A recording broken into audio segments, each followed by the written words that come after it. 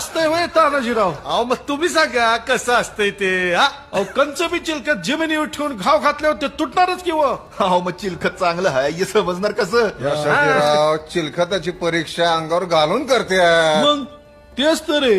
आता ते अन कोण करणार हो? नाही म्हणजे असं करताना खपायचा एखादा.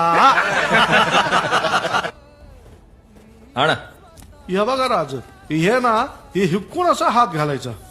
हे काय राज? अहो चला चला सील करा चला.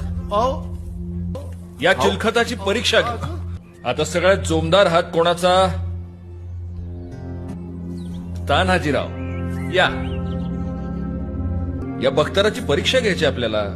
एक चांगला जोरदार वार काढ चला.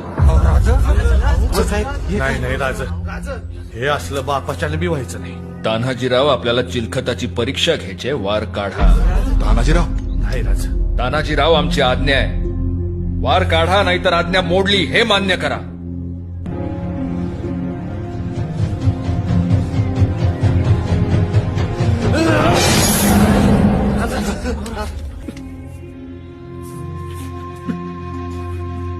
वाह वाह कृष्णाजी वाह, काय बख्तर बनवलंय. कान्होजी काका पाहिलं का?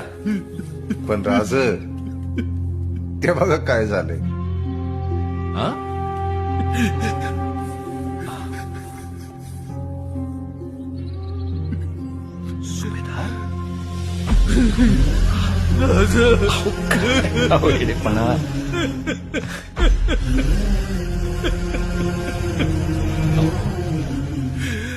आमचा सह्याद्रीचा सिंह असा रडायला लागला तर आम्ही कोणाकडे पाहायचं? हा? राज, आई भावाची आण हाय तुम्हाला. पुण्याला असल्या गळी करायला लावू नका. अहो आमच्या छात्या तुमच्यावरच वार झेलेला आहे की. तुमच्यावरती वार म्हणजे लई मोठं पाप.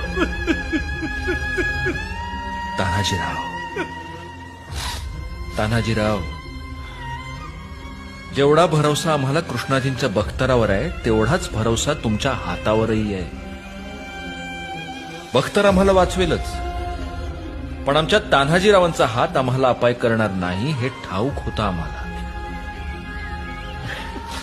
अहो आम्ही उगीच म्हणतो का? तान्हाजीरावांबरोबर असलं की किल्ल्याच्या बुरुजात सुरक्षित असल्यागत वाटतं. वहीची राज आहे.